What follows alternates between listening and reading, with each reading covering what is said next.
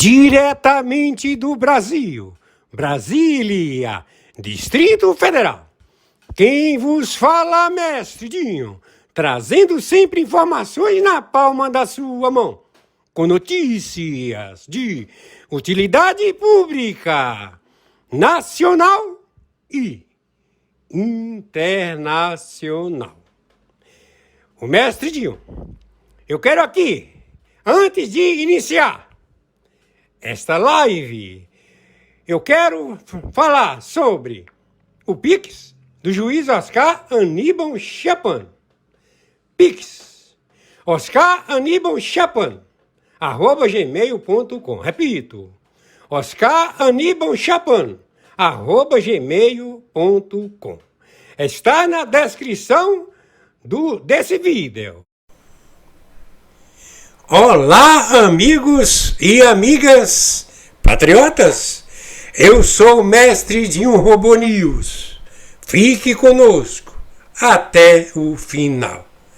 Na sequência, vamos assistir a live do juiz Oscar Aníbal Chapan e na continuação também nós iremos assistir às matérias, aquelas matérias que o juiz Oscar Aníbal Chapan envia para o mestre Dinho Robô News todos os dias.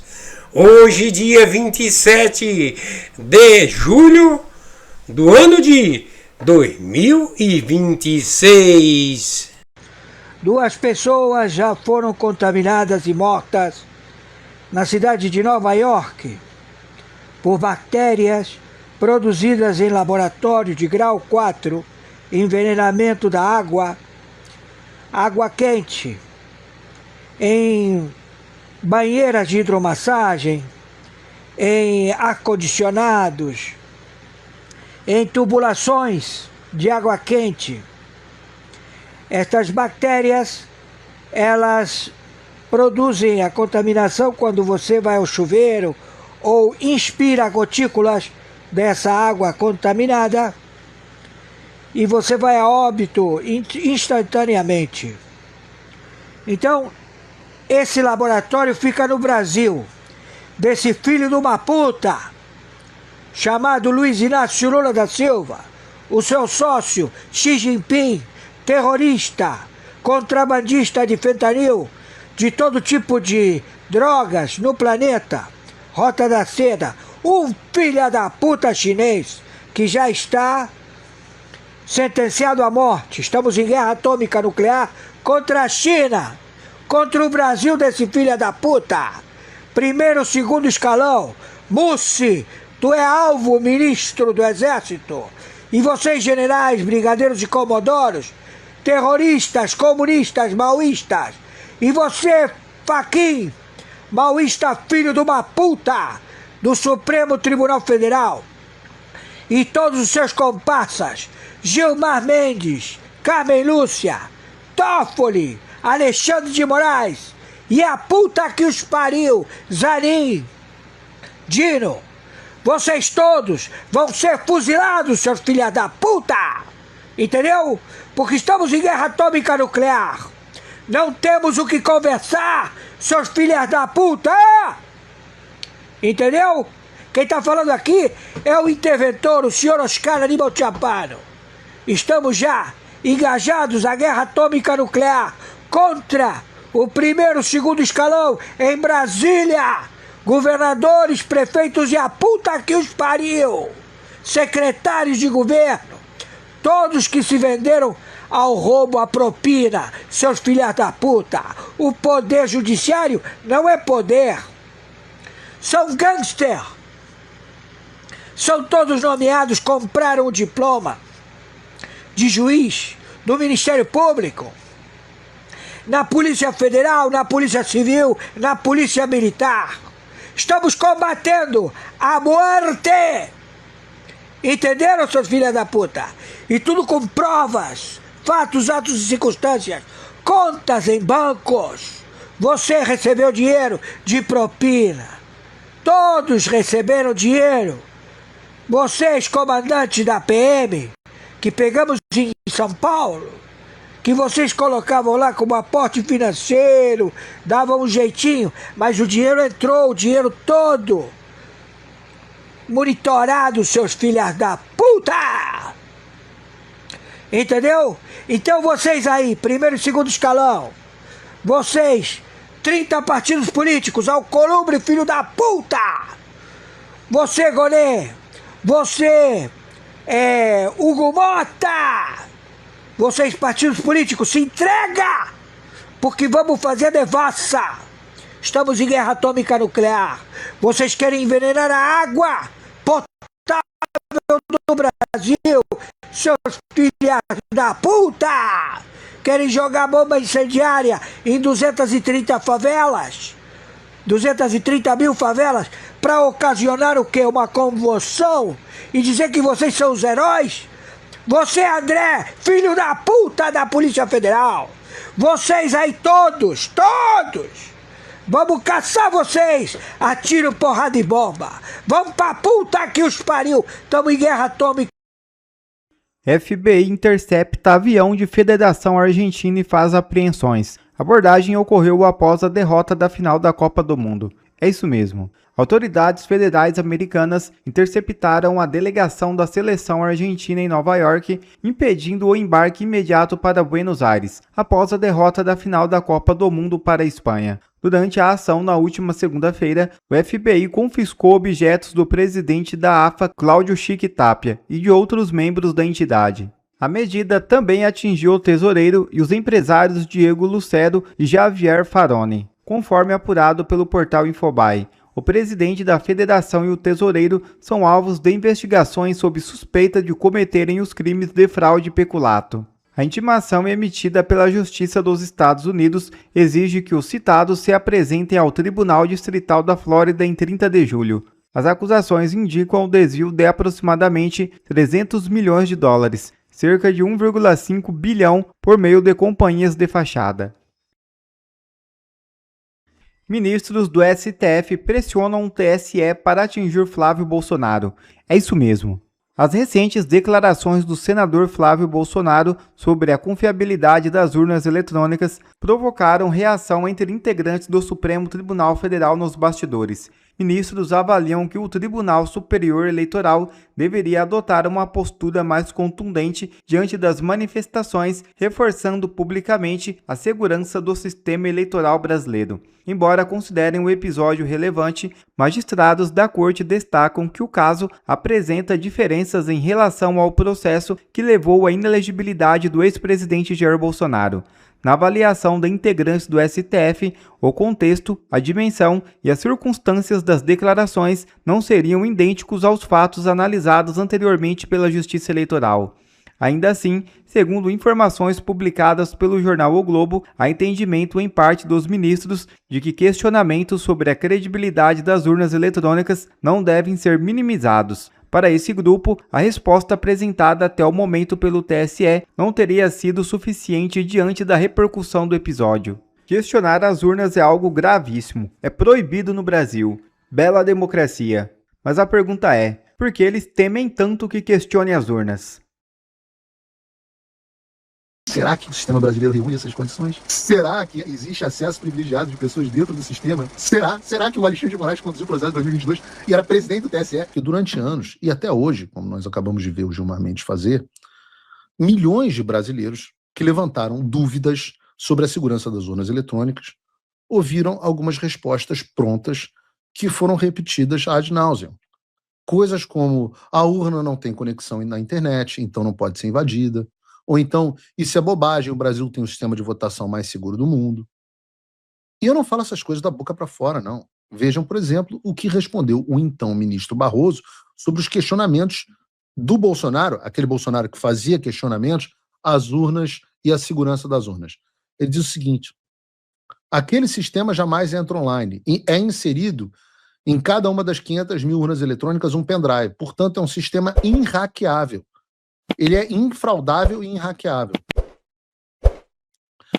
O Barroso, com seu grande conhecimento de técnico, né, todo mundo sabe que o Barroso é um grande programador Unisys, né, a gente sabe disso. A regra no Brasil, então, é essa.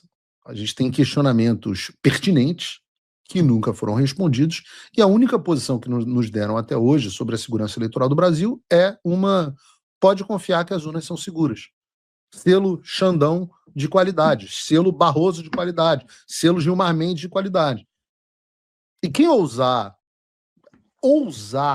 dizer que isso não é uma resposta aceitável e que as urnas eletrônicas estão, sim, sujeitas a falhas, invasões, como qualquer equipamento tecnológico, essa pessoa é sumariamente excluída do debate público, ele é ostracizado ou até mesmo preso. Entendido esse fato, eu preciso contar uma história, porque eu quero ligar isso à situação do Brasil. No dia 16 de julho, o presidente dos Estados Unidos, Donald Trump, apareceu em rede nacional nos Estados Unidos para anunciar a divulgação de documentos de inteligência, até então classificados em sigilo, sobre a vulnerabilidade em sistemas eleitorais. Entre esses documentos estavam um relatório da CIA inteiramente dedicado à Venezuela, a Smartmatic e as capacidades desenvolvidas pelos regimes do Hugo Chávez e do Nicolás Maduro de manipular sistemas eletrônicos de votação. O Trump resumiu o ponto de forma direta.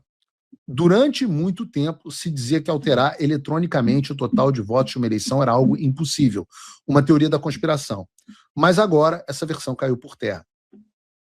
O documento tem 6 páginas e foi produzido em 29 de junho de 2026. Ele foi desclassificado, ou seja, deixou de ser confidencial, pelo diretor da CIA, John Radcliffe, em 1º de julho, aprovado para divulgação pública pela Casa Branca em 10 de julho e tornado público durante o pronunciamento do Trump em 16 de julho. Agora, semana passada, o título do relatório pode ser traduzido como Resumo de relatórios selecionados de inteligência produzidos entre 2004 e 2020 sobre as capacidades venezuelanas de manipulação do voto eletrônico.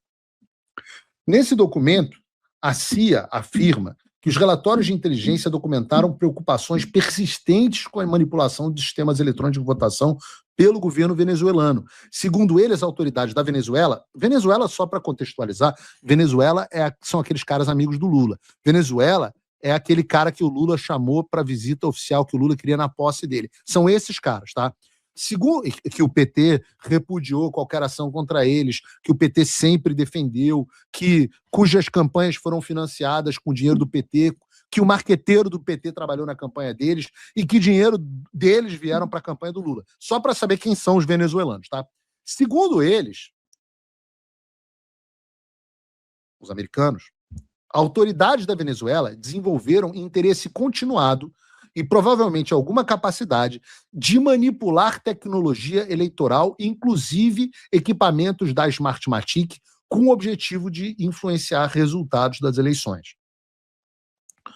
O relatório relembra que, em 2006, a comunidade de inteligência classificou como uma ameaça moderada à segurança nacional americana a aquisição da empresa Sequoia Voting Systems pela Smartmatic. Para você entender o problema, a gente está falando de uma empresa americana, a Sequoia Voting Systems, tá?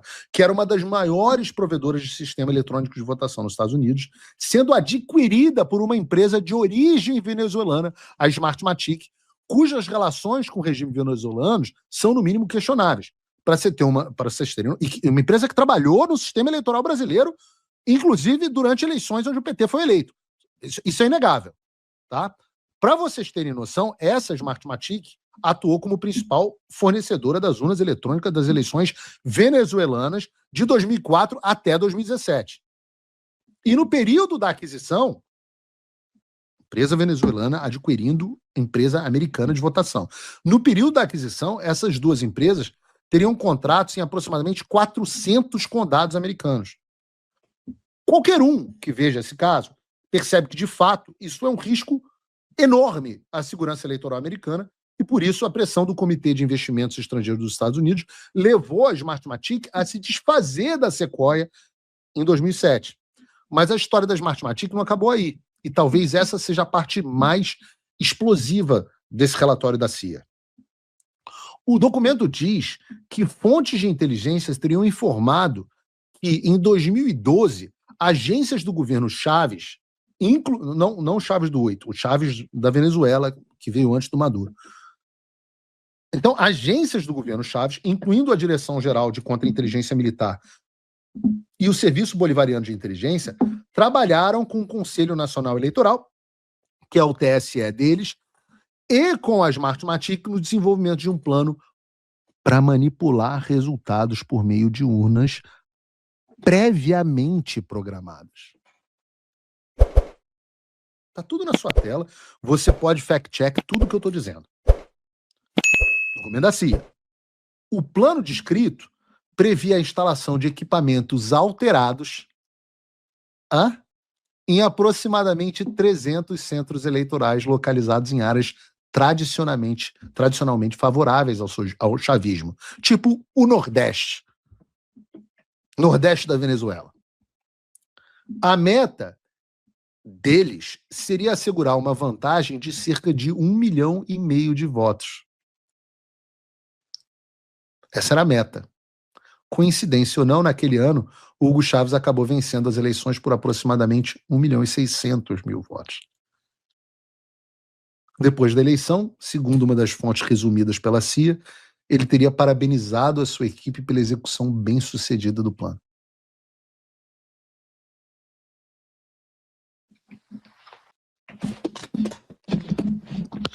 Estão entendendo qual era o plano? Estão entendendo que quando a gente fala assim, não é digitar uns...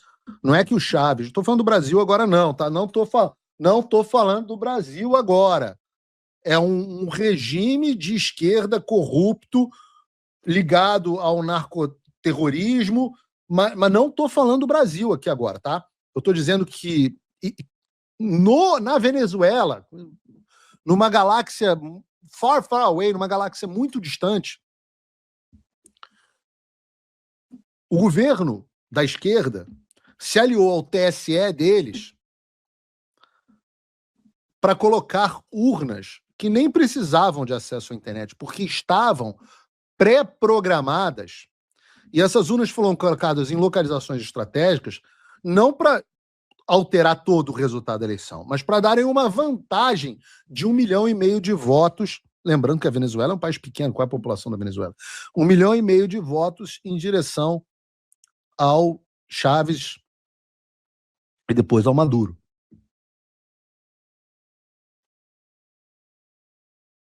Sei.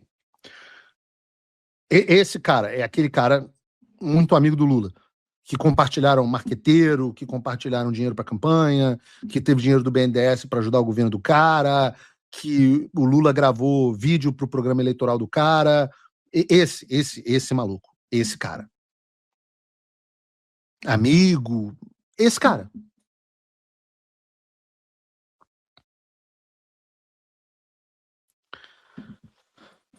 Eu fiz uma enquete aqui, se você confia no sistema eleitoral brasileiro. 6% das pessoas disseram que sim, 94% das pessoas que assistem o programa Paulo Figueiredo Show diziam que não. Eu não sei se depois disso que eu acabei de dizer, talvez alguma coisa mude sua opinião.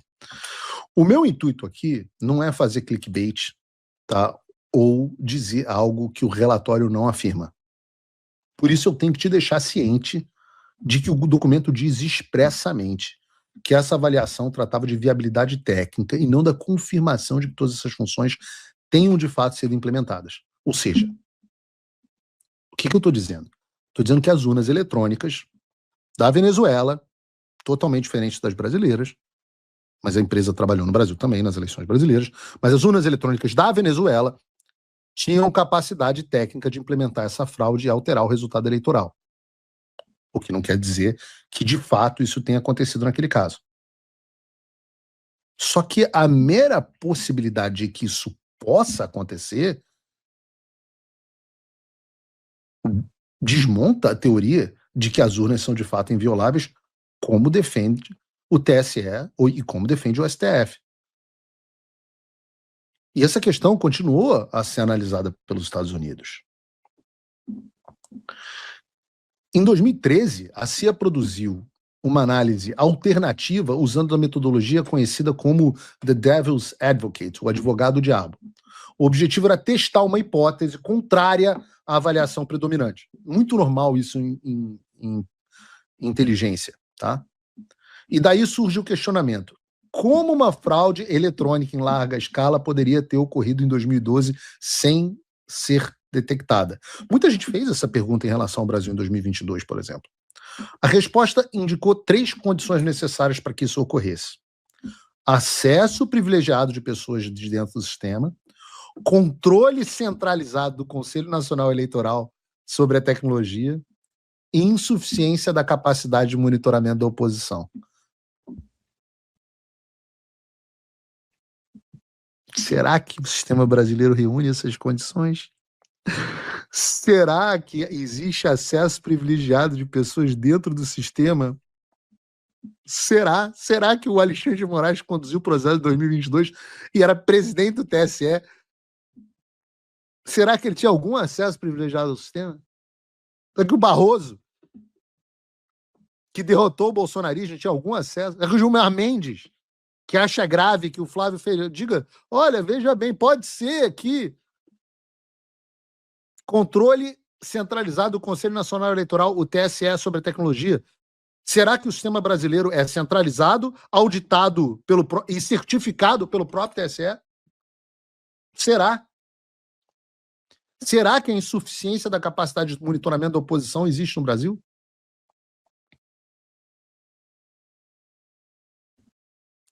A análise registrou que, caso aquela manipulação tivesse ocorrido, não apenas as eleições venezuelanas, mas também a de outros países clientes mesmos do mesmo fornecedor, a Smartmatic, poderiam ter sua lisura e transparência colocadas em dúvida.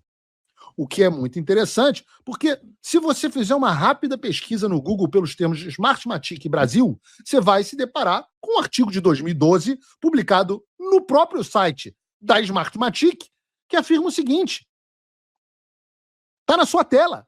A Smartmatic provê serviços de eleição no Brasil, o maior mercado da América Latina.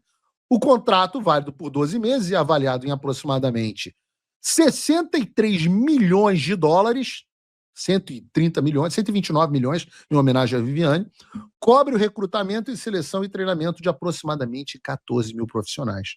Esses profissionais do Brasil, das eleições, 14 mil foram treinados por essa empresa de mutreta da Venezuela.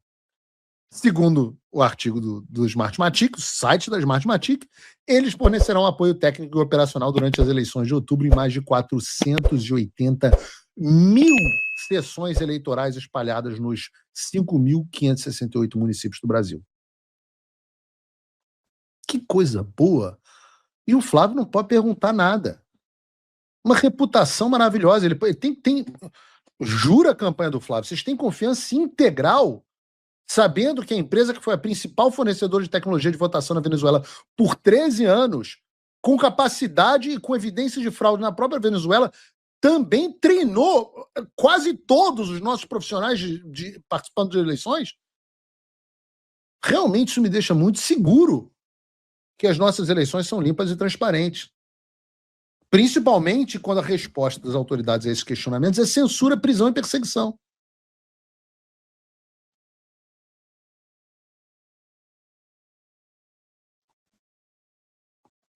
Você tem medo de falar sobre isso. E talvez um dos pontos mais assustadores disso tudo seja a complexidade da coisa. Porque que a fraude é possível, a CIA já comprovou. Mas como é que ela ocorreria? A descrição mais detalhada é feita a partir dos relatórios de setembro de 2020, relativos às eleições para a Assembleia Nacional Venezuelana. Segundo as informações da CIA, o regime Maduro havia desenvolvido uma técnica baseada na criação de um segundo conjunto de máquinas virtuais. Essas máquinas virtuais replicariam os resultados produzidos pelas urnas legítimas. Em seguida, o sistema substituiria os dados verdadeiros por dados manipulados, preservando a aparência de que os votos alterados vinham de urnas reais. É um grau de sofisticação maior, é um segundo passo. Não é só que você tem urnas já pré-programadas, você tem urnas virtuais replicando a votação. O plano envolveria replicar arquivos de hash. Hash é a impressão digital de um dado, enviados ao Banco Central de Totalização. Facilita muito se, em vez de nos TREs, agora tiver tudo no TSE, né? E eles imitam máquinas, favoreciam o governo, subscreviam arquivos associados a equipamentos favoráveis à oposição e faziam com que os votos modificados parecessem originados de urnas legítimas. Cara, isso é de uma complexidade. É um esquema tão complexo que o relatório diz o seguinte: essa técnica permitiria, em teoria, que o governo venezuelano monitorasse e ajustasse os resultados em tempo real durante e após a eleição. Tipo, estamos perdendo. Ah, manda agora os dados do Nordeste. Aí entram umas maquininhas falsas e... Estou lendo o relatório da CIA. Essa parte do Nordeste não, mas ele diz o seguinte: os relatórios indicavam que a tecnologia de máquinas virtuais seria empregada para realizar essa manipulação ao mesmo tempo em que evitaria a detecção por meio de procedimentos padrão de auditoria.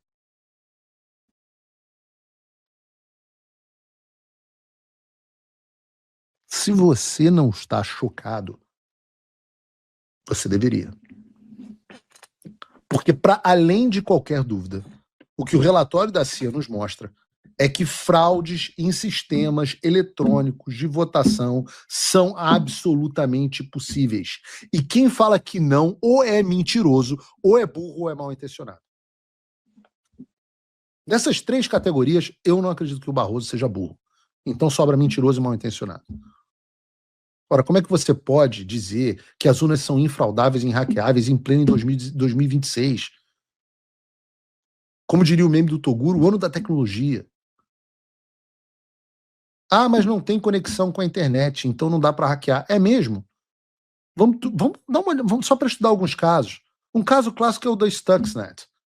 A Stuxnet é um malware criado pelos Estados Unidos em parceria com Israel, que foi empregado em 2011. Que nem era tanto o ano da tecnologia assim, né? 2011. Mas os americanos criaram isso para infectar e comprometer a capacidade nuclear iraniana. O Stuxnet danificou cerca de 20% de todas as centrífugas do programa nuclear iraniano, fazendo com que eles girassem loucamente fora de controle ao mesmo tempo em que enviava dados falsos aos operadores para dizer que estava tudo funcionando perfeitamente. E sabe o que é melhor? O Stuxnet não precisa de nenhuma conexão com a internet. Basta uma porta USB e um pendrive para colocar o malware. O que é muito engraçado, porque o argumento do Barroso é justamente que a urna é segura porque não tem conexão com a internet e é tudo feito por um pendrive. Então o programa nuclear iraniano é hackeável e foi invadido por um dos malwares mais complexos do mundo. Mas as urnas não, as urnas são hackeáveis. Pega outro caso, o dos caças F-15 americanos. Em 2019, a Força Aérea dos Estados Unidos entregou a hackers éticos, né, que é aquele hacker do bem, em um teste autorizado, um equipamento operacional de transferência de dados do caça F-15, que é o que faz uma empresa que está querendo realmente testar, um organismo que está realmente querendo testar a sua segurança. Ele contrata os melhores hackers e fala assim: meu irmão, invade essa porra aqui. Caça F-15. Em 2 dias, esses hackers encontraram uma série de vulnerabilidades em um dos caças mais tecnológicos no mundo e que, se fossem exploradas em um cenário de guerra real, podiam ter desativado completamente o sistema que coleta dados de câmera e sensores enquanto o caça está voando. Então, os caças F-15... F-15 é da Lockheed Martin? Não, não tenho certeza. Alguém aqui que sabe mais que eu que é equipamento militar. Mas digamos, os caças F-15 tinham falhas de segurança que foram descobertas por hackers que comprometiam seriamente a segurança da aeronave. Ninguém estava na internet, não tem um Windows.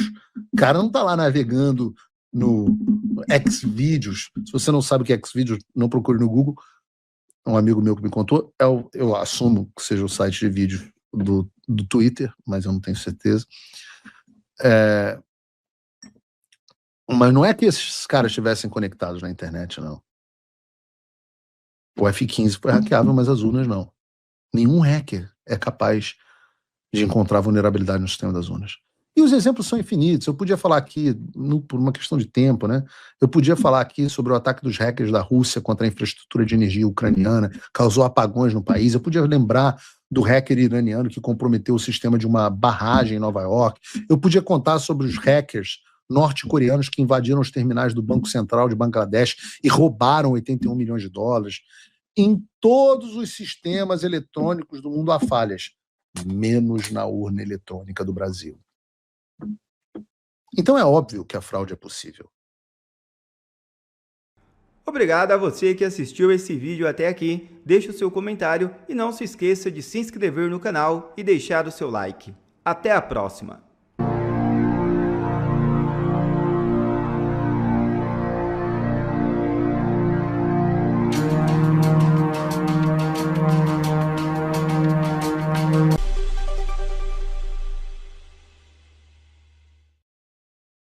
Boa tarde para todos. A gente segue em mais uma cobertura especial, conforme em instantes a secretária de imprensa Caroline Leavitt vai estar dando atualizações ao público e vai estar também respondendo perguntas da imprensa. Agora, a coletiva de imprensa de hoje acontece em meio a um momento absolutamente caótico no que se refere à crise no Oriente Médio. Anteriormente, o bloqueio do Estreito de Hormuz, um ponto crítico de navegação por onde transitava 1/5 do petróleo e do gás mundial antes dessa guerra, foi fechado pelo Irã. A disrupção ali segue em meio ao momento mais tenso do conflito desde aquelas primeiras 6 semanas. Então, de fevereiro ao meio de abril, final de fevereiro ao meio de abril, houve o conflito com trocação franca, depois um período onde o cessar-fogo vigorava, e agora existe o cenário onde, novamente, se volta a ter um bloqueio e troca de disparos entre Estados Unidos e Irã. O que acontece agora é que um outro estreito, do outro lado da Península Arábica, o estreito de Bab el-Mandeb, foi anunciado como bloqueado pelos Houthis contra navios da Arábia Saudita. Isso aprofundaria a crise de petróleo global e, de fato, horas atrás aconteceu o primeiro ataque enfatizando esse bloqueio. O primeiro ataque, 2 navios da Arábia Saudita foram alvejados. Enquanto isso acontece, os Estados Unidos enviam dezenas de médicos para a Alemanha, conforme as casualidades da guerra no Irã sobem, e o Trump compartilhou publicações falando que vai abrir as portas do inferno para cima do Irã conforme as baixas americanas crescem.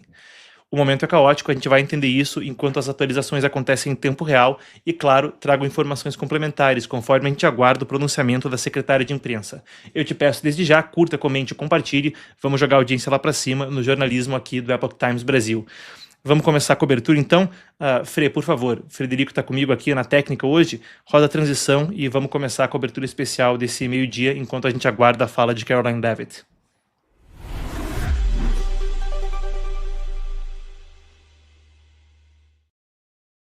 Muito bem, aqui do meu lado você vê, está escrito: começaremos em breve. A secretária de imprensa Caroline Leavitt dá um briefing a membros da imprensa no dia 23 de julho de 2026. Essas são as imagens que já vêm da Casa Branca. Assim que ela estiver falando, essa tela vai abrir e a gente começa a acompanhar o que dirá então Caroline Leavitt. Antes disso, conforme eu dizia já na introdução do vídeo, existe um cenário dramático quanto ao que acontece no Oriente Médio.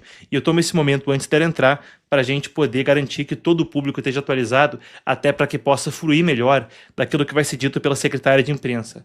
A começar pelo que eu vou ler para vocês na sequência. Isso acaba de ser publicado pelo presidente americano, logo antes da gente entrar no ar.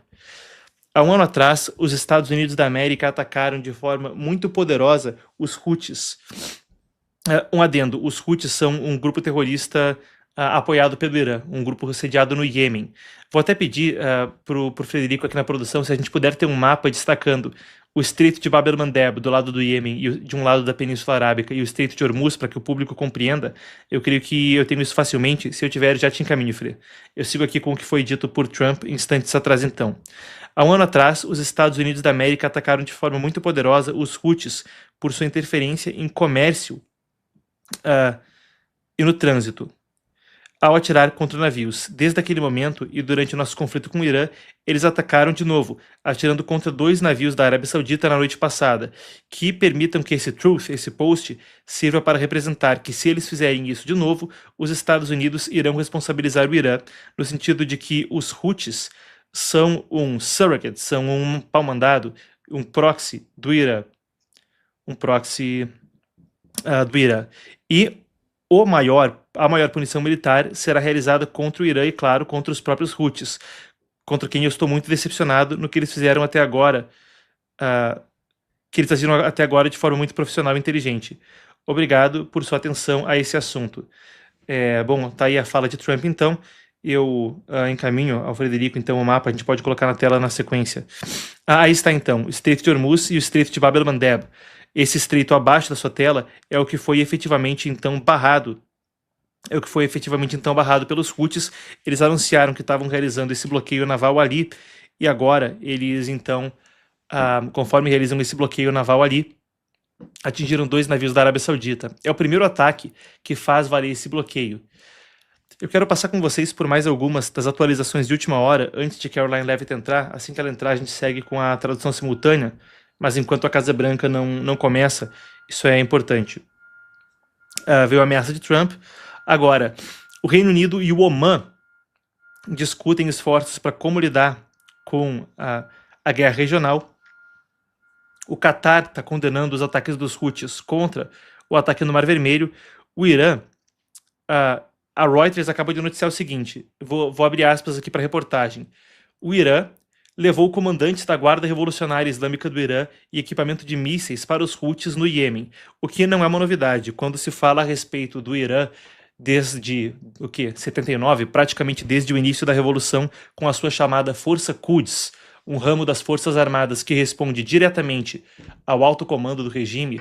O Irã tem apoiado grupos terroristas, incluindo o Hezbollah no Líbano, o Hamas em Gaza e os Houthis no Iêmen. Essa rede que visa exportar a Revolução Islâmica mundo afora tem sido útil quando conflitos como esse surgem, através dessa espécie de guerra assimétrica, onde com bloqueio naval se busca gerar pressão política para conseguir pela via diplomática o que não conseguiriam pela via militar, ou seja, bloqueia o comércio, vai negociar e consegue o que não se ia conseguir em uma guerra aberta. Eu prossigo aqui conforme eu estou recebendo as atualizações agora. Então o Reuters acaba de publicar isso. O Irã enviou comandantes da Guarda Revolucionária Islâmica do Irã e equipamento de mísseis aos Houthis no Iêmen, diz a agência Reuters. Aspas para a reportagem. O Irã levou comandantes da Guarda Revolucionária Islâmica, conselheiros militares e equipamento relacionado a mísseis e drones rumo ao Iêmen, no dia 13 de julho, numa medida que sugere que Teherã estava buscando fortalecer a habilidade dos Houthis de interromper a navegação no Mar Vermelho, diz a Reuters, citando quatro fontes anônimas familiares com o assunto.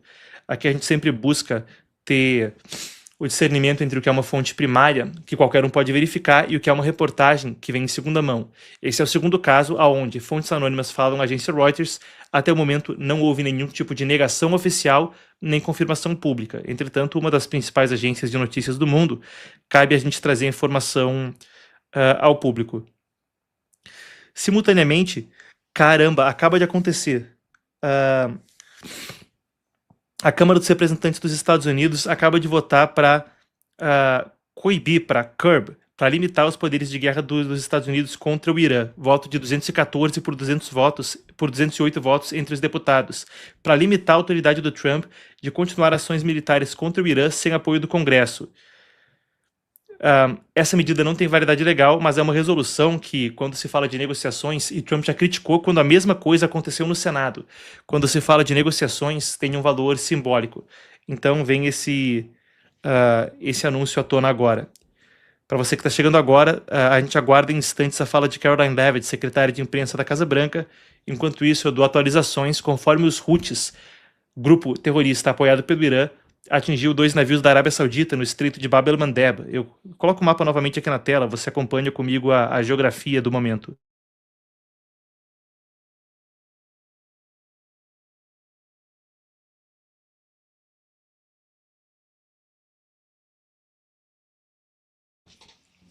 Aí então o mapa com os estreitos.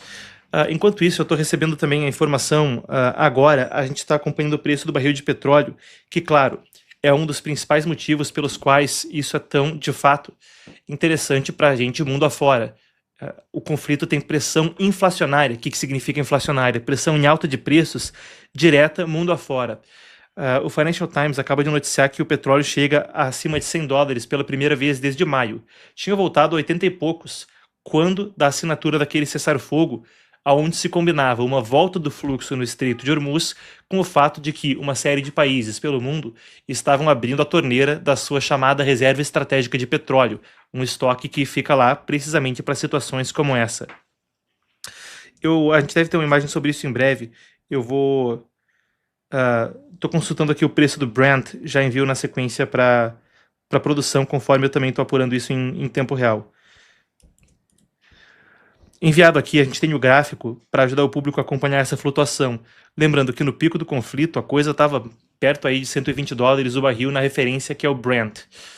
Claro que enquanto existem outras fontes de petróleo, por exemplo, nos Estados Unidos, na Mar do Norte, na Europa, etc., claro que a escassez de oferta no mercado em função do Estreito de Hormuz faz com que o preço suba para todas as fontes de forma mais generalizada. Pessoal, o que está acontecendo agora é urgente, né? Coisa interessante demais. Então, talvez a imagem de capa não esteja comunicando a urgência que é a coletiva de imprensa que está prestes a acontecer na Casa Branca.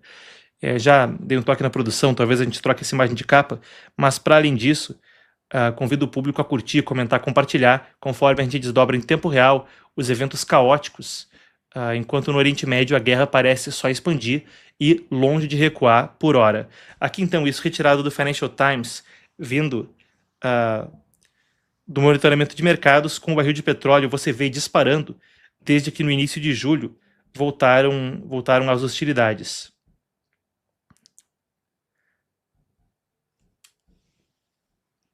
Aí está então, disparando enquanto conversamos.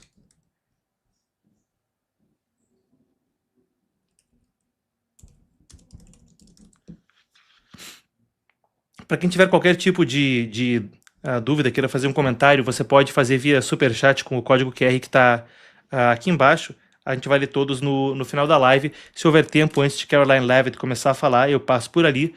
E qualquer coisa urgente, comenta aí no chat. Eu também estou de olho no que vocês vão comunicar. Quero garantir que a gente esteja atualizado. O número confirmado então. Eu falava sobre os Estados Unidos mandando médicos à Alemanha para lidar com as baixas da guerra, as casualidades, os feridos que estão sendo enviados para lá.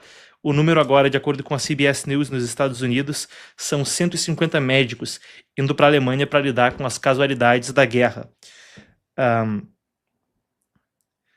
E nesse momento, enquanto isso acontece, o ataque é simultâneo não só dos Houthis contra os navios da Arábia Saudita, mas com a Guarda Revolucionária Islâmica do Irã, dizendo que atingiu base no Kuwait.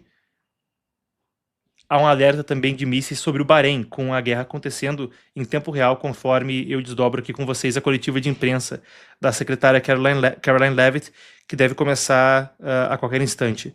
A coletiva estava marcada até por um horário incomum, 11 horas da manhã do horário da costa leste dos Estados Unidos. Isso seria meio-dia no horário do Brasil, o horário de Brasília. Então, aqui ao lado você acompanha. Isso é o que vem da Casa Branca no momento. Começaremos em breve. A Caroline Levitt tem um briefing para membros da mídia no dia 23 de julho de 2026. Deixa eu até garantir que... Bom, mas é isso. Estão atualizados. Eles ainda não abriram esse feed. A gente aguarda, então, a abertura para seguir com a coletiva de imprensa, que deve muito circular em volta dos momentos caóticos, onde parece não haver um caminho para desescalada no Oriente Médio. Se eu fico de olho para atualizações em tempo real, tem um ponto que eu quero fazer em termos de análise antes da gente prosseguir. Então, só quero garantir que eu estou atualizado aqui e se não tiver nada além nesse instante precisamente, eu vou seguir. Antes da Caroline começar também, fazer aqui um adendo. É de se imaginar que muito da coletiva vai circular precisamente em volta do assunto do momento, que é a grande escalada que existe no Oriente Médio desse conflito, conforme os Houthis atacam navios da Arábia Saudita. Entretanto, existe outra questão a ser discutida que provavelmente vai ser alvo de questionamento na coletiva. Os Estados Unidos agora trabalham para desenvolver um programa nuclear civil junto à Arábia Saudita. Bom, aí está Caroline Levitt, vamos lá então. Boa tarde a todos, ótimo ver vocês aqui hoje. Começamos hoje com alguns anúncios de agenda. Hoje à tarde, o presidente Trump vai receber os Dodgers de Los Angeles de volta à Casa Branca para celebrar a sua segunda vitória da World Series. Amanhã à noite, o presidente vai ir ao jantar da Associação de Correspondentes da Casa Branca, o Round 2, celebrando a liberdade de expressão com vocês, membros da imprensa. O presidente está ansioso para terminar o que começou depois que a tentativa de assassinato contra ele encerrou esse evento lá atrás em abril. E eu encorajo todos a estarem antenados amanhã para o que deve ser uma noite excelente. O presidente também vai ir ao Michigan para falar sobre a economia. E na terça-feira à tarde, o presidente vai fazer um tributo honrando a vida do seu querido amigo Lindsey Graham na Catedral Nacional. E na próxima sexta-feira, o presidente vai receber a 13ª reunião de gabinete desse mandato em Camp David, que vai ser muito divertida e diferente para que o gabinete experimente. Falando sobre economia, um pouco mais de um ano depois que o presidente Trump assinou o corte fiscal das famílias trabalhadoras, ele segue entregando a sua promessa, trazendo um verdadeiro boom para trabalhadores e famílias americanas e pequenos negócios. Os números falam por si próprios. Essa foi a maior temporada de restituição fiscal da história americana, chegando a mais de $3.400 por família, um aumento de mais de 11% comparado ao ano passado. Os trabalhadores americanos conseguiram isenção fiscal de $84 bilhões e 94% das pessoas que protocolaram seu imposto de renda receberam restituição. Mais de 35 milhões de idosos receberam por não ter imposto sobre a sua pensão. E também houve milhões reivindicando a falta de impostos sobre as gorjetas. Fizemos uma dedução de 20% de imposto sobre pequenos negócios. Fizemos financiamento para novas fábricas, pesquisas e equipamento. O governo Trump está preparando a indústria americana para prosperar como nunca antes. Só na semana passada, a Associação Nacional de Manufatureiros, que é a maior associação fabril do país, divulgou um relatório detalhado, falando exatamente como esses cortes fiscais estão trazendo criação de empregos e desenvolvimento em todos os estados. Eu gostaria de tomar um momento só para destacar alguns dos negócios americanos reais que essa lei está ajudando. A Pivot Manufacturing no Arizona fez a maior compra da sua história depois dos cortes fiscais darem a eles a certeza de longo prazo para investir com confiança.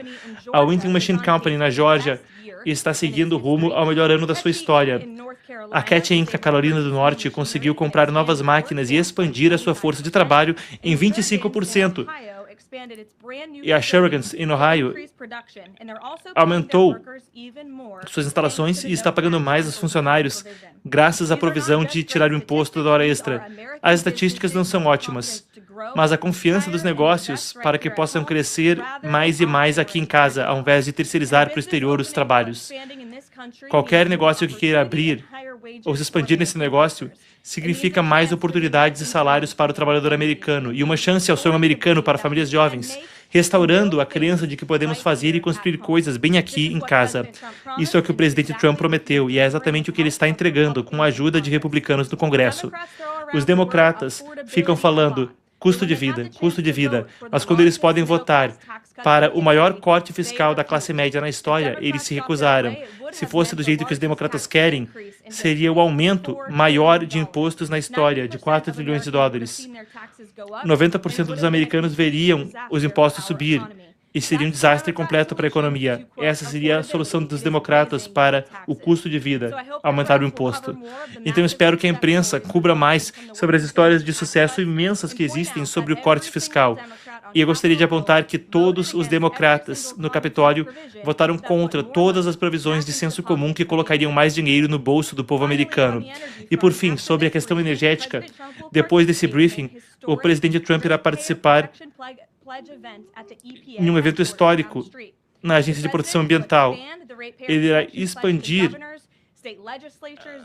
para governadores, para o público e para provedores de energia a sua promessa de garantir que todos envolvidos em dar energia para os data centers pague por si próprio, ao invés de dar o custo para as famílias trabalhadoras. Ele vai estar com o secretário da Energia, Chris Wright, com o Liz Zeldin, da Agência de Proteção, e com vários governadores que já participam dessa promessa. Já é de muito sucesso. Cerca de 200 stakeholders também participam desde que isso foi anunciado, incluindo empresas de energia, desenvolvedores de data centers e governadores estaduais. Como resultado, esse pacto agora cobre 80% de toda a energia que vai para as casas americanas. A liderança ousada do presidente Trump está transformando data centers, de ao invés de serem uma preocupação de energia, em um motor de crescimento para comunidades por todo o país. Tudo enquanto concretiza a dominância dos Estados Unidos contra a China na corrida de IA global. O presidente está garantindo que o povo americano nunca pague a conta para que as empresas privadas se beneficiem. Ao invés, ele está usando o boom de data centers para trazer benefícios tangíveis a famílias trabalhadoras e pequenos negócios. É um dia ocupado aqui, eu vou receber perguntas. Temos a Cam do Town Hall aqui. Cam, obrigada. Pode começar.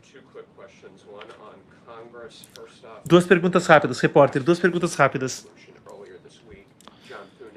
O John Thune, no Senado, falou mais cedo que trabalharia com os democratas para garantir o financiamento governamental. Qual a posição da Casa Branca? Resposta. A posição da Casa Branca é que a Casa Branca tem que receber o seu financiamento. A Câmara e o Senado, ali os republicanos querem manter o governo funcional. Queremos trabalhar para achar formas de fazer isso e a Casa Branca vai continuar a discutir com a liderança do Senado em qual o melhor caminho adiante. Mas a coisa mais importante para o povo americano é saber que o povo americano, que essa Casa Branca, quer que o governo fique aberto.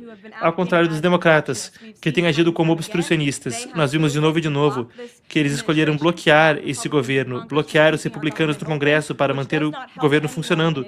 Isso não ajuda ninguém, e especialmente prejudica o povo americano, que depende que o governo esteja aberto para poder ter acesso a serviços críticos que o governo providencia a tantos americanos países afora. Então essas conversas seguem, mas eu acho que eu deixei a posição do presidente clara. Repórter, e sobre o acordo nuclear com a Arábia Saudita, que passos o governo americano está tomando para fazer com que a Arábia Saudita assine os acordos de Abraão? Resposta. O presidente já falou sobre isso muitas vezes. O seu post do Truth Social hoje de manhã, eu vou ler para quem perdeu. O acordo civil nuclear não vai haver enriquecimento. O acordo sendo feito entre a Arábia Saudita e o Departamento de Energia só trata de uso não militar. Ele vai ser aprovado, mas está totalmente sujeito à Arábia Saudita entrar os altamente respeitados e bem-sucedidos acordos de Abraão. Os Estados Unidos não são contra instalações civis nucleares.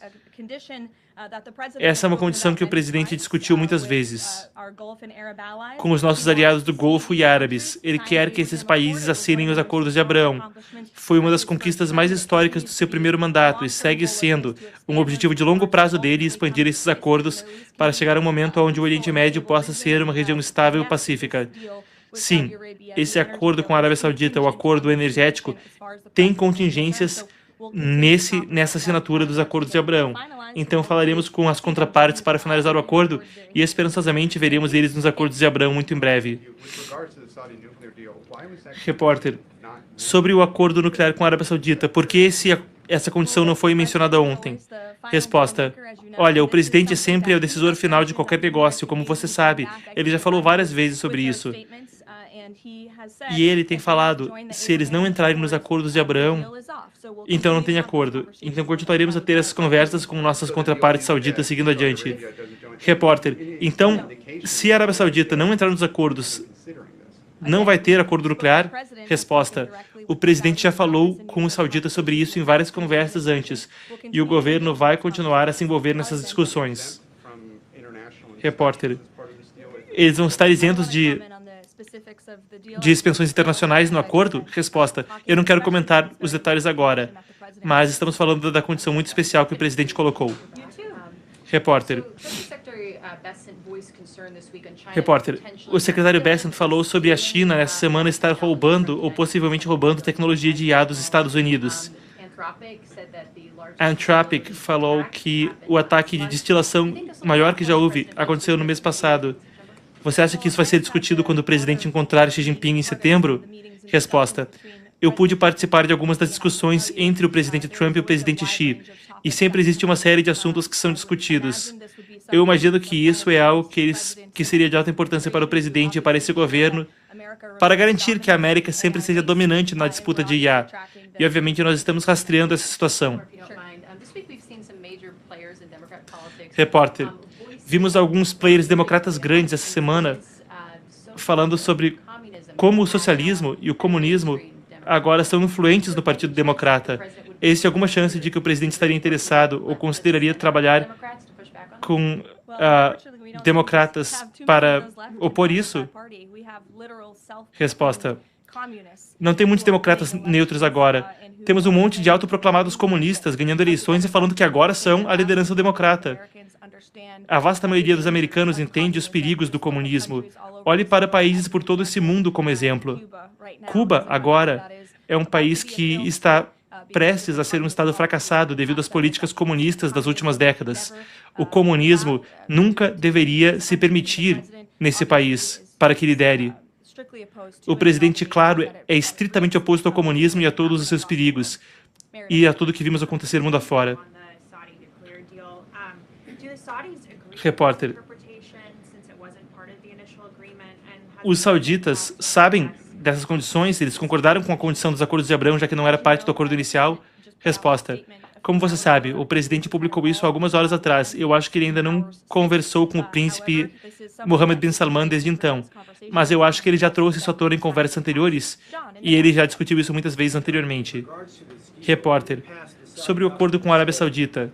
Antes, o governo saudita disse que não considerariam entrar nos acordos de Abrão a menos que houvesse um Estado palestino. O que te faz acreditar que eles vão mudar sobre isso? Resposta: é claro que eu não vou me adiantar às conversas do presidente, mas ele sente muito sobre isso. Ele pensa fortemente sobre esse assunto. Repórter: e para ser advogado do diabo, por que a Arábia Saudita tem um acordo civil nuclear, mas o Irã não tem? Resposta: o acordo ainda está sendo desenvolvido. Ele vai ser finalizado com a condição que o presidente discutiu hoje pela manhã. Mas o acordo, a esse ponto, dá acesso prioritário a companhias americanas no programa nuclear saudita, o que beneficiará a indústria saudita, a indústria americana, os trabalhadores americanos e a cadeia fabril americana. O acordo final com certeza colocará a América em primeiro lugar, como é importante para esse presidente. Repórter: na sexta-feira, a tarifa global sobre a seção 122 vai se extinguir. O que acontece agora? Resposta: eu sei que o escritório do representante comercial e nosso grande representante Jameson Greer farão um anúncio ainda hoje sobre isso. Eu não quero me adiantar a ele, então eu diria que vocês prestem atenção. Repórter: o presidente vai receber algumas grandes empresas de energia nesse evento que ele vai fazer hoje. Agora, estamos há 1 ano e meio com políticas pró-energia. Ele vai pressionar os executivos para manter os preços ou baixar os preços? Resposta: olha, a ideia do pacto para proteger a indústria energética é uma ideia do presidente e do seu time para garantir que comunidades que recebam data centers, para garantir que sejam as empresas, os grandes CEOs que paguem a conta de energia nisso, para que o contribuinte americano não receba o peso extra da conta de luz. Essa promessa vai ser expandida para envolver tudo que envolve um data center: os governadores, os reguladores estaduais, as empresas de energia que vendem a eletricidade, todos que já assinaram o pacto. Então você vai ver mais sobre isso em instantes, às 2h30, quando ele for para a EPA. Repórter: você falou com o presidente sobre o que ele vai fazer sobre os modelos chineses de IA, se comprovar que eles de fato estão roubando a informação? Ele vai sancionar esses modelos? Há também pesquisas falando que empresas de IA são cada vez mais dependentes de empresas chinesas. Resposta. Claro, o presidente tem tido essas conversas. Elas são de importância máxima para a nossa segurança nacional e para garantir que sejamos dominantes economicamente. Repórter. O presidente Trump falou com o presidente da FIFA, Gianni Infantino, sobre a ideia de apontar um secretário-geral para a FIFA? E um segundo ponto, só para esclarecer sobre o acordo nuclear saudita. O premier Netanyahu pediu essa provisão? Resposta. Não. Não que eu saiba. O presidente é que tem essa ideia.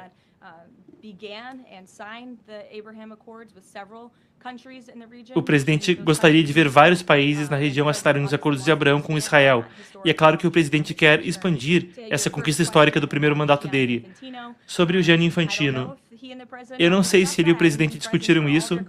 Eu não estive presente em todas as conversas deles. Eu sei que eles falam com frequência e o presidente tem um grande respeito pelo Gianni e pelo que ele fez com a FIFA. Como vocês sabem, a Copa do Mundo foi um tremendo sucesso aqui. Foi imensamente benéfica para a nossa economia, mas eu acho que também mostrou que a América é o maior país da Terra e que o presidente é grato ao Gianni por todos os esforços que ele fez para garantir que esse sonho fosse uma realidade aqui nos Estados Unidos. Repórter. O presidente Trump e o governo... Não ouvimos a pergunta. Repórter.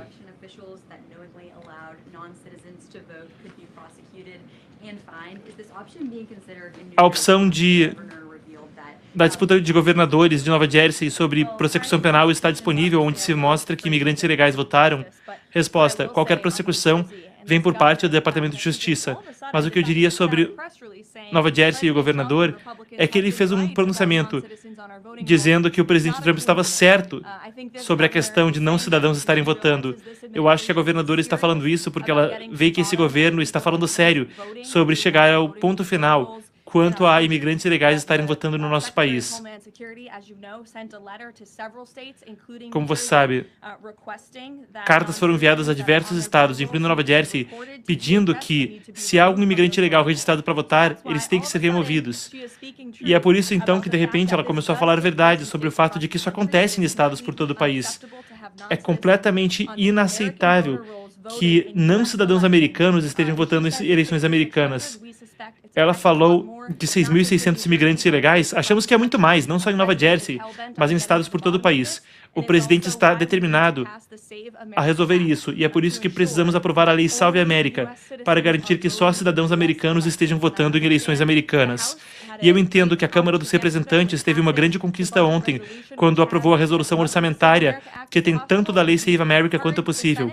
E nós incentivamos o Senado para que siga adiante para aprovar essa resolução, para que seja lei, para que o presidente consiga sancionar isso, que é tão importante, não só para esse presidente, mas para o povo americano, que apoiam essa ideia de forma abrangente. Repórter.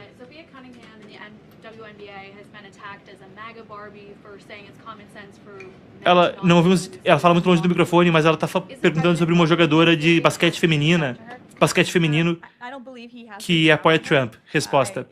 Eu acho que o presidente não falou com ela. Ele está acompanhando essa notícia. Vocês sabem que o presidente sente muito fortemente sobre isso. Homens não deveriam estar jogando em esportes femininos. Ainda quando você fala da Sophia Cunningham, uma atleta que está falando a verdade, homens não deveriam jogar em esportes femininos. É estonteante a quantidade de gente à esquerda falando sobre esse assunto. Eles não sabem o que o povo americano pensa a respeito do assunto. É um fato biológico básico que homens não deveriam estar competindo em esportes femininos nos esportes pelo país. Repórter. Agora, existe legislação tramitando para banir veículos autônomos chineses das estradas americanas.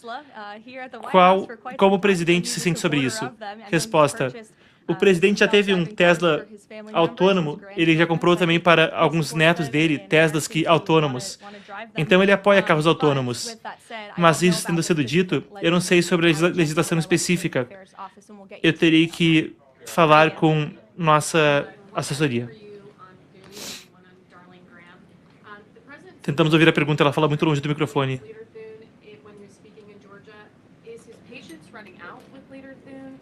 A repórter pergunta se Trump está sem paciência com o líder do Senado em termos de como ele está administrando a bancada republicana. Resposta: o presidente falou com a Darlene Graham e crê que ela será uma grande representante para a Carolina do Sul e seguirá adiante o legado de seu irmão para aquele lindo estado. Darlene, e a sua decisão de disputar o Senado e continuar o legado é honrável. Qual era a segunda pergunta? Repórter, se ele está sem paciência com o líder do Senado. Resposta: o presidente falou sobre isso ontem. Ele está ficando sem paciência. Ele quer ver tantas provisões do Save America Act aprovadas até o recesso de agosto. Ontem ele falou sobre isso. E foi muito aplaudido pelo público, porque ter o registro de eleitor para votar, prova de cidadania nas eleições, isso é senso comum. O presidente sente muito fortemente sobre isso. O povo americano elegeu republicanos para liderar não só essa Casa Branca, mas também a Câmara e o Senado. A Câmara fez o seu trabalho, mas o Senado tem que fazer também. Você vai ouvir diretamente do presidente às 2h30 e às 4h30 e veremos vocês amanhã no jantar de correspondentes da Casa Branca. Muito bem, acabamos de ouvir então a correspondente, ou melhor dizendo, a secretária de imprensa da Casa Branca, Caroline Leavitt. Ela respondeu perguntas diretamente a respeito do acordo nuclear entre Estados Unidos e Arábia Saudita, fez avisos de agenda também, e endereçou a questão quanto aos termos. Lembrando, enquanto a gente vê os Houthis no Iêmen, de fato, fazerem os 2 primeiros ataques a navios da Arábia Saudita, desde que eles anunciaram um bloqueio no estreito de Bab el-Mandeb, também existe a tramitação de um acordo nuclear envolvendo os Estados Unidos e a Arábia Saudita, para que o Reino da Arábia Saudita possa ter, então, acesso a urânio e acesso a usinas nucleares civis. A notícia é mastodôntica, não dá nem para ser superlativo o suficiente sobre o grande tamanho que essa notícia tem em termos de impacto para o Oriente Médio. Alguns dos pontos a serem destacados para dar para o público mais contexto a respeito do que Caroline Leavitt falou instantes atrás. 1. A Arábia Saudita é um grande rival regional do Irã. Quando se fala a respeito da possibilidade deles terem energia nuclear em cooperação com os Estados Unidos, isso pode, mesmo que para fins civis no momento, trazer o debate à tona a respeito do atrito de longa data que existe no Oriente Médio. Muita gente discute a Guerra Fria, mas o que pouco se discute é que o Oriente Médio teve a própria Guerra Fria envolvendo a Arábia Saudita e o Irã na década de 80. Onde os dois países, claro, não se gostam para nada, mas agora, envolvendo esse acordo nuclear com os Estados Unidos e a Arábia Saudita, fica o debate a respeito do próprio programa nuclear iraniano e outros pela região. Segundo ponto, Trump falou que era uma condição para que a Arábia Saudita fechasse esse acordo que ela fizesse a sua assinatura dos acordos de Abrão, vulgo reconhecimento diplomático de Israel. Para a Arábia Saudita, isso era uma linha vermelha até Israel reconhecer um Estado palestino. Agora Trump gera um cenário onde, se isso se concretiza, ele reconfigura dramaticamente a geopolítica do Oriente Médio. Um acordo de Abrão, o reconhecimento diplomático da Arábia Saudita de Israel, é precisamente o que Netanyahu alega que estava muito perto de acontecer até o 7 de outubro. E Netanyahu chegou a alegar que o 7 de outubro de 2023, um ataque do Hamas sob apoio iraniano, foi propulsionado pelo Irã, foi imposto pelo Irã, precisamente porque, se não fosse realizado, a Arábia Saudita teria reconhecido Israel diplomaticamente. A lógica sendo que, com o 7 de outubro, gerou-se um sentimento de antagonismo quando Israel veio atacar duramente Gaza em resposta e a Arábia Saudita ficou num cenário onde não reconheceria Israel. Estou falando brevemente sobre o assunto, mas lembrando que para quem quiser se aprofundar, a gente tem o Lowerfree. Para quem quiser se aprofundar, confira o Linha de Fogo, Irã e a Guerra no Oriente Médio. Esse é o curso onde eu fui. São 3 horas de curso, é curtíssimo. Eu acho que é o melhor material introdutório disponível no Brasil para falar de Oriente Médio.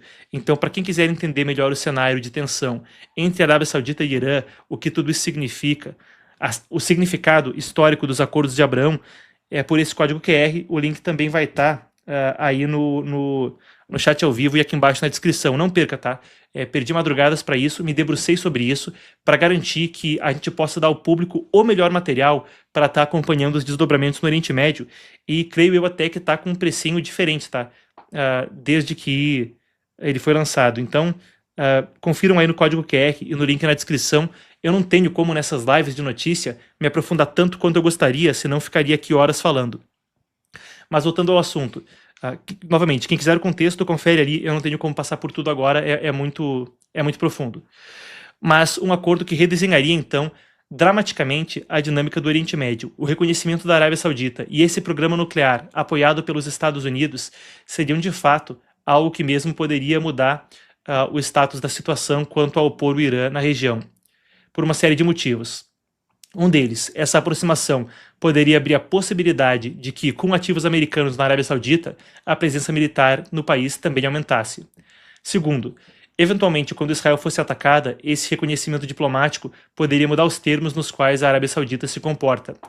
Os Emirados Árabes, o Bahrein, o Marrocos e o Sudão do Sul, que foram os países que até agora assinaram os acordos de Abrão com reconhecimento pleno de Israel, por exemplo, também passaram a ter declarações muito mais amenas quando se fala do que acontece na região, desde que assinaram. E poderia até abrir a porta para que o Líbano, um país com uma posição geopolítica muito inferior à da Arábia Saudita na região, em termos de influência, capacidade e meios de ação, também viesse a assinar, o que também mudaria a dinâmica do combate ao Hezbollah. Então, por suposto que se fala de um ponto nevrálgico onde se redesenharia a geopolítica do Oriente Médio. Falando amplamente, isso tem sido de fato uma das formas-chave como Trump tem atuado. Vale lembrar que, exceto o funeral do Papa Francisco, a primeira viagem, de fato, como chefe de Estado de Trump nesse segundo mandato foi para o Oriente Médio, passou por Catar, passou por Arábia Saudita, e era um momento onde ele também dava o recado da importância que aquela região teria na sua segunda administração.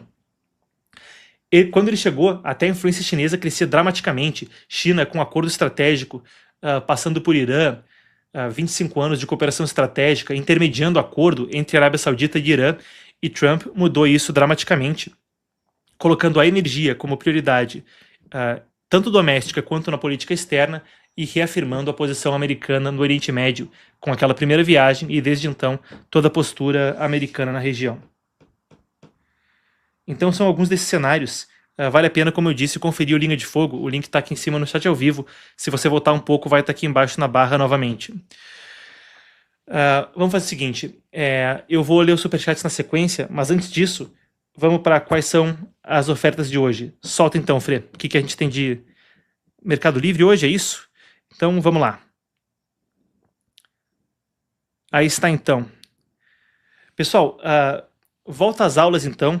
Mercado Livre até, claro que o afiliado aqui ajuda demais a gente a manter as coisas funcionando, então vai lá. Material escolar, 10 matérias, ensino médio e faculdade, R$ 48,00. Ó, e parece que aí vem com as canetas e tudo, você que está voltando de férias de julho, mete bronca, a coisa tá no jeito. Pode escanear o código QR na tela ou clicar nos links na descrição. Ó, falaram aí da volta à universidade, então como é que é? O cara vai comprar o caderno, vai comprar a caixa de som para já se preparar para a festa? 40% de desconto, tá bom o preço até aí, R$120, 40% de desconto. Tá bonitona aí a caixa. Que mais? 3 tigelas com tampa. Puxa, eu até ia me perguntar por que colocaram, mas o preço realmente está diferenciado, hein? R$58. Pelas 3? Cara, esse aí tá tentador, até tô quase puxando meu celular aqui no retorno para escanear o código QR. Bom, feito então o convite, vocês podem aproveitar as ofertas aqui na parceria com o Mercado Livre. Podem também conferir o Linha de Fogo, o Irã e a Guerra no Oriente Médio, que eu acho que vai ser o material definitivo aí para quem quiser se introduzir no assunto e conseguir acompanhar essas notícias com as nuances e a profundidade que são necessárias para conseguir navegar um cenário tão complexo. Feito por agora, Emanuele Coure com mais atualizações da crise no Oriente Médio e muito mais a partir das 5 da tarde no Epoch News de hoje. Manu vai estar me substituindo por lá hoje novamente. O que eu agradeço demais, porque tem documentário vindo adiante, iniciativas sensacionais nas quais eu estou envolvido e não estou conseguindo apresentar o programa todos os dias.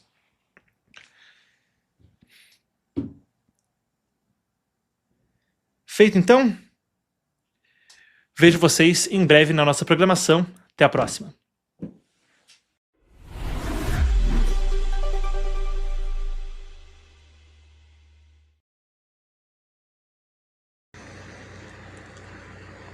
Dia 27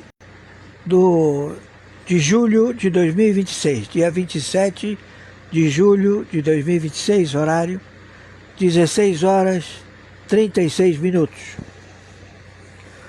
Conforme o general chefe do Estado-Maior das Forças Armadas, general Francisco Humberto Montenegro Júnior, as Farc, sócio da Orcrim Foro de São Paulo, Grupo de Puebla, conta conjunta com Luiz Inácio Lula da Silva, em Liechtenstein, nos bancos de Liechtenstein. Eles têm conta conjunta, o Alex Saab abriu a conta para eles. Então, o Exército Brasileiro está diariamente em guerra. Muito tiro. Lanchas voadoras invadindo o território brasileiro, passando as toneladas de cocaína e também armamentos e mantenimentos. Tudo isto já com vastas provas. Então o Brasil se encontra combatendo já na fronteira com a Colômbia com o narcoterrorismo e também na fronteira com o Paraguai com o narcoterrorismo. Então nós já temos todo o posicionamento da identificação deste terrorista, chefe da Orcrim Foro de São Paulo, Grupo de Puebla. Ele e os que compõem esta organização, que comandam o Cartel dos Soles, todos a proceder com as rotas, né? Bom, eis o relatório do dia de hoje, 27/7/2026. Não podemos revelar mais, porque estamos em operacional intervenção do interstício da Junta Militar Supraconstitucional dos Estados Unidos da América, que se estabelece 15 anos nas Américas. Estará 15 anos com esta junta militar dos Estados Unidos da América e 70 países da escudo de defesa. Quem está falando é o senhor Oscar Aníbal Chiappano, árbitro, juiz corregedor arbitral em 125 países. Já procedimos com o acautelamento do promotor do Tribunal Penal Internacional, também vários juízes, todos inseridos na Lei Magnificat. A Lei Magnificat também está se processando para esse sujeito que se faz chamar Luiz Inácio Lula da Silva, que não é o Lula. Os laudos do FBI dão ciência de que a datiloscopia digitais não conferem com quem ele diz ser. E também o DNA não confere. Já está tudo identificado.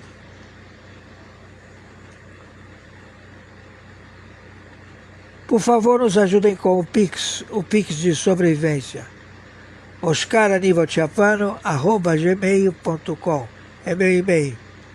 Meu Pix de sobrevivência é o meu telefone celular, 21 997420789. Meu Pix de sobrevivência é meu CPF 510 466 44734. Muito obrigado. Que o Senhor Yahushua Hom Yahushua proteja todos vocês. O Irã, ele globalizou a guerra atômica nuclear. Já está totalmente comprovado. Ele já alvejou vários países da Europa. A Inglaterra já declarou guerra ao Irã e todos os seus sócios.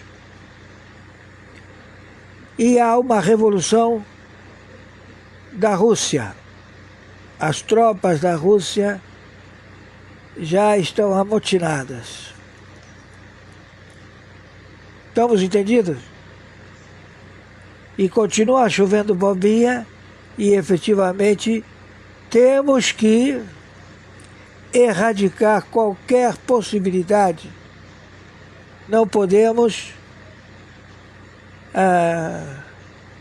ter nenhuma dúvida.